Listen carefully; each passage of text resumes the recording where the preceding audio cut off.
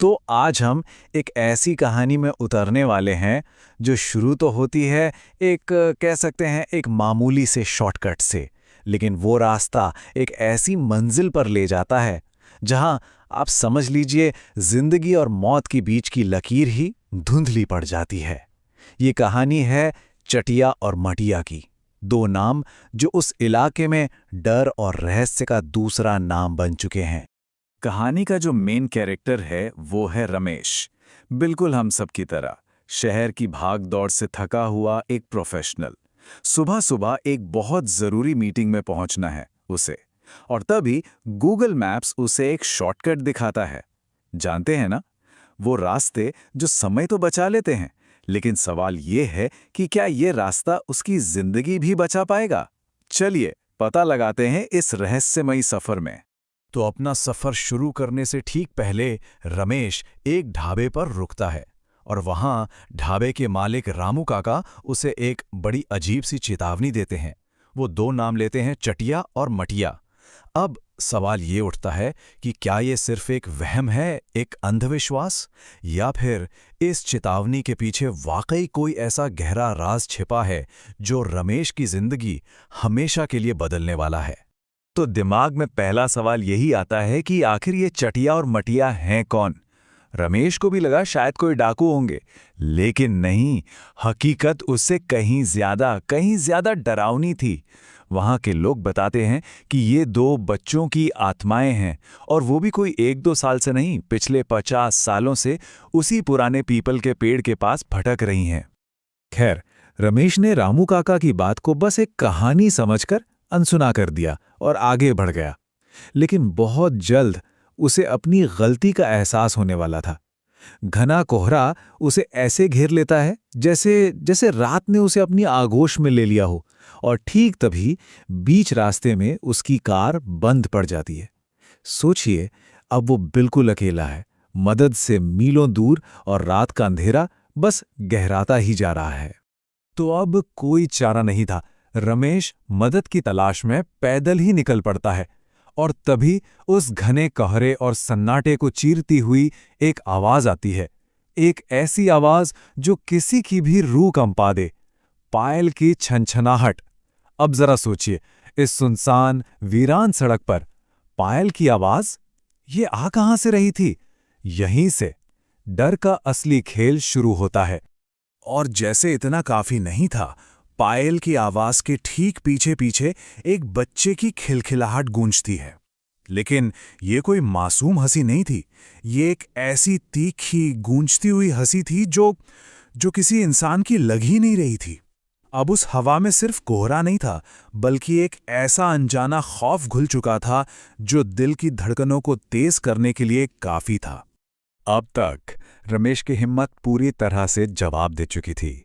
वो कांपती हुई आवाज में चिल्लाता है, कौन है वहां?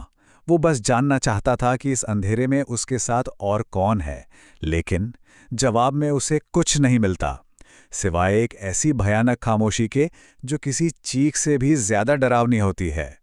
और फिर वो उस पुराने पीपल के पेड़ तक पहुंच ही जाता है, और वहां जो मंजर वो देखता है वो किसी के भी होश उड़ाने के लिए काफी था। पेड़ की एक टहनी से एक लड़का उल्टा लटका हुआ है। उसकी त्वचा एकदम सफेद जैसे चादर हो, और आंखें पूरी तरह से काली, जिनमें कोई चमक नहीं, कुछ नहीं। और ठीक उसके नीचे एक लड़की बैठी है जो बड़े आराम से कांच की चूड़ियों से खेल रही है, मानो दुनिया में कुछ हो ही नहीं रहा। ये थे चटिया और मटिया। रमेश अभी इस सबसे संभल पाता, कुछ समझ पाता कि इससे पहले ही पलक झपकते ही वो दोनों उसका लैपटॉप बैग छीनते हैं और पास के गन्ने के खेतों में गायब हो जाते हैं। पीछे बस रह जाती है तो उनकी वो डरावनी हंसी जो अंधेरे में गूंजती रहती है। अब देखिए, रमेश के लिए ये सिर्फ डर की बात नहीं रह गई थी, ये उसके करियर का सवाल बन गया था। लेकिन सवाल वही का वही है, ये बच्चे आखिर थे कौन, और वो ऐसा कर क्यों रहे थे? इन सवालों का जवाब आज में नहीं, बल्कि 50 साल पहले के अतीत में छिपा है। साल था 1970, जब गांव में एक ऐसी भयानक बाढ़ आई थी जिसने सब कुछ तबाह कर दिया था। चलिए अब कहानी के उस दर्दनाक पन्ने को पलटते हैं। उस रात वो एक भयानक तूफानी रात थी। बाढ़ का पानी लगातार बढ़ रहा था और अपनी जान बचाने के लिए चिटिया और मटिया उसी पीपल के पेड़ पर चढ़ गए थे। वो बेचारे अपनी माँ को पुकारते रहे, मदद के लिए चिल्लाते रहे, लेकिन पानी का स्तर बढ़ता गया और आखिरकार उस बढ़ते पानी ने उन दोनों को हमेशा के लिए अपनी आगोश में ले लिया। ऐसा नहीं है कि गांव वालों ने कोशिश नहीं की, उन्होंने बहुत कोशिश की उन्हें बचाने की, लेकिन पानी का बहाव इतना तेज था कि कोई भी उन तक पहुंच ही नहीं सका। सब बेबस थे।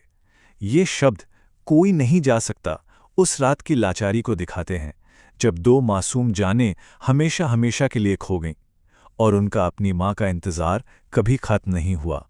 चलिए वापस आज की रात में लौटते हैं। रमेश, जिसके लिए उसका लैपटॉप, उसका करियर, सब कुछ था, वो अपने डर पर काबू पाता है और उन बच्चों का पीछा करता करता एक पुराने टूटे फूटे मंदिर के खंडर में पहुंच जाता है। और वहां वो जो देखता है वो उसे हैरान कर देता है।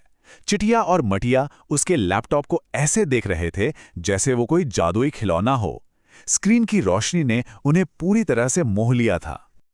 और यहीं पर कहानी एक बहुत ही दिलचस्प मोड़ लेती है। सोचिए, एक तरफ तो उनका वो डरावना भूतिया रूप है और दूसरी तरफ उनकी बिल्कुल बच्चों जैसी मासूमियत। वो रमेश को कोई नुकसान नहीं पहुंचाना चाहते थे।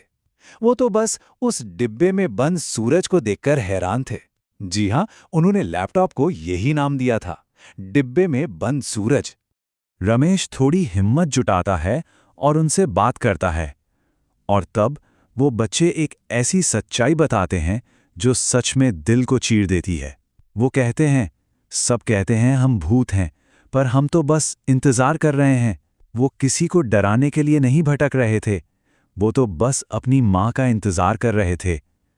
वही माँ जो 50 साल पहले उस बाढ़ में उनसे हमेशा के लिए बिछड़ गई थी।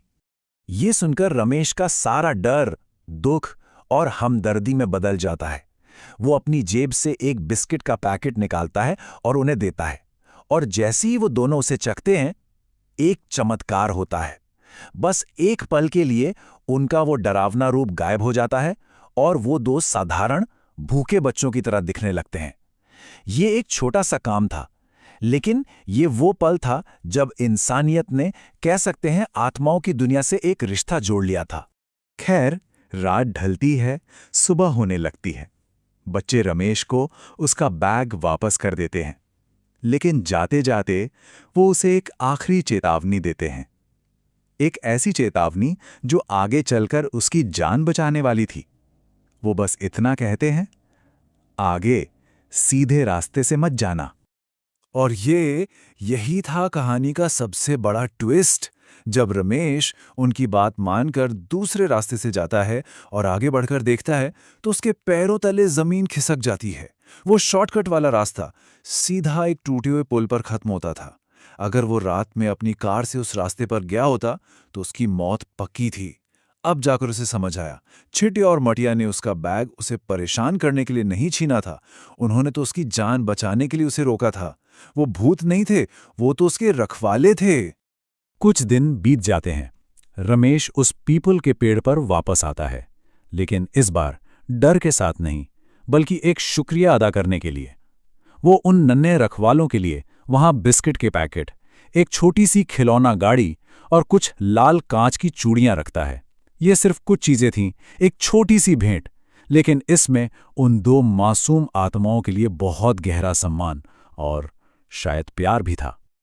और जैसे ही रमेश वहां से जाने के लिए मुड़ता है, उसे हवा में एक बार फिर वही पायल की आवाज सुनाई देती है और साथ में दो बच्चों की खिलखिलाहट। लेकिन इस बार की हंसी में डर नहीं था, इसमें एक सुकून था। शायद रमेश के इस छोटे से काम ने उन भटकती आत्माओं को वो शांति देगी थी जिसका वो 50 सालों से इंतजार कर रही थीं।